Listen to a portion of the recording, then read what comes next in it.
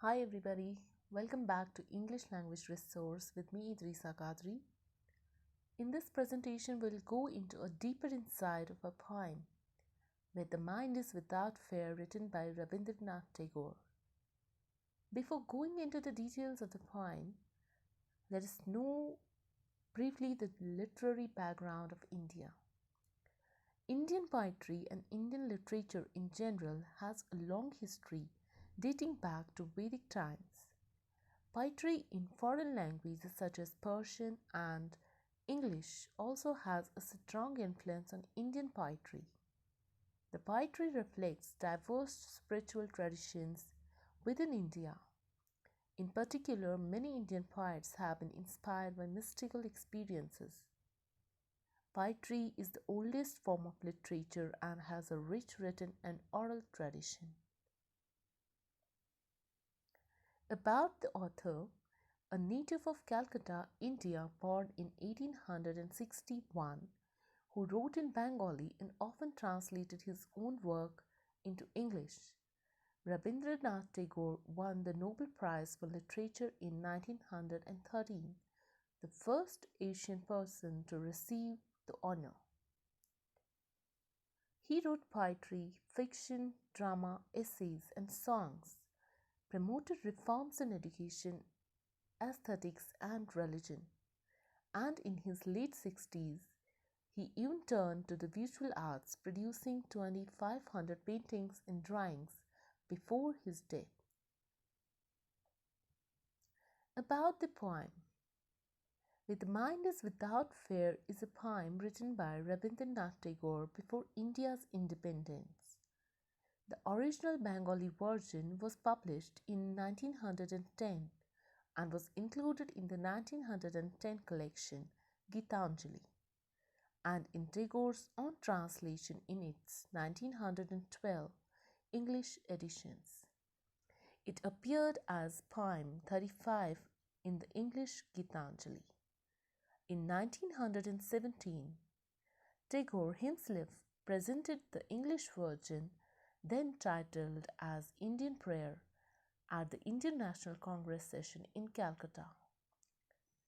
Barack Obama, the former US President, during his address to the Indian Parliament, quoted the lines of this poem. Where the mind is without fear, where the mind is without fear and the head is held high, where knowledge is free, where the world has not been broken up into fragments by narrow domestic walls, where words come out from the depth of truth, where tireless striving stretches its arms towards perfection, where the clear stream of reason has not lost its way into the dreary desert sand of dead habit, where the mind is led forward by thee into ever-widening thought and action, into that haven of freedom my father led my country away.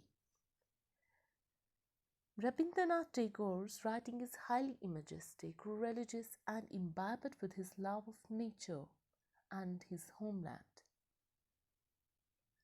Rabindranath Tagore's poem, Where the Mind is Without Fear, included in the volume called Nibhaya, later published in English Gitanjali, is a prayer to a universal father figure, presumably God, to elevate his country into a free land. The original poem bears the title Pratana, meaning prayer. The poem was written by Rabindranath Tagore during the time when India was under the British rule and people were eagerly waiting to get their freedom from the British rule. This poem has given a lot of strength to the people who were struggling for India's independence. It is a prayer to the Almighty for a hassle-free nation, free from any kind of manipulative or corrupted powers. The poet draws a picture of free India. He dreamed of a country with no boundaries. He prays for the welfare of the country. The poet desires peace and prosperity among his countrymen and prayers that his country might attain overall welfare and self reliance. The alliteration in the poem is found in the line "the head is held high," with the repetition of her sound. In the poem, the assonance can be found in the following lines: tireless striving stretches, the repetition of sir sound, dreary desert sound of dead habit, with the repetition of der sound, freedom, my father. Here you can find the repetition of fir sound.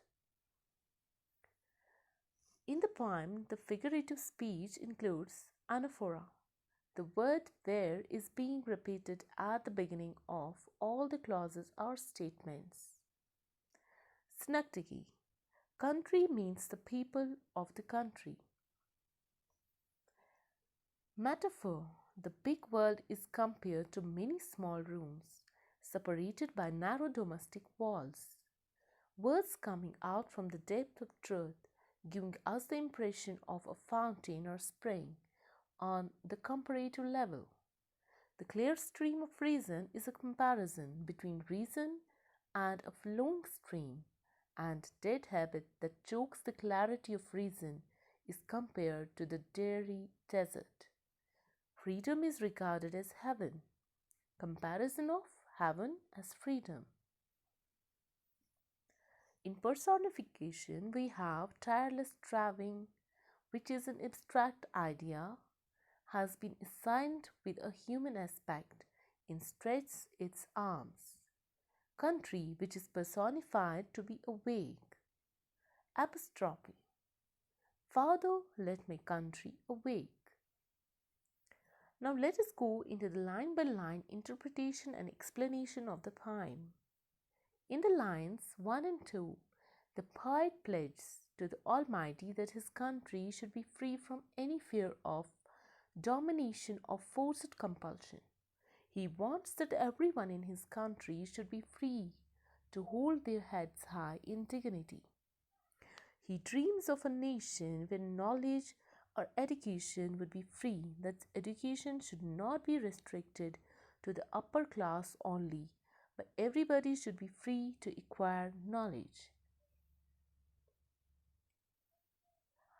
In line 3, the author wishes for a world which is not fragmented or isolated by prejudices based on caste, creed, color, religion, or other baseless superstitions. In line 4, prejudices and superstitions should not divide the people in groups and break their unity. In line 5, the poet wants a nation where people are truthful, not superficial, and words should come out from the depth of their hearts. In line 6, the author talks about desire for a country where people would strive without getting tired to reach perfection, leaving behind prejudices and old traditions. In line 7 to 9, the author wants the power of reason to dominate the minds of his countrymen. He does not want the stream of reason to be lost amongst outdated customs and traditions, and only that can direct the mind towards selfless thoughts and everlasting action. Line 10 to 12. In these lines, the author asks the Father, presumably God, to awaken his country into such a heaven of freedom. The poem, apart from being a prayer, teaches us that we should always aim for freedom of mind, speech, thought, belief, practice, and behavior, because these are the things that will make us true human beings and ideal citizens of nation. Hope you got the deeper insight of the poem where the mind is without fear. For further queries, do write in the comment box.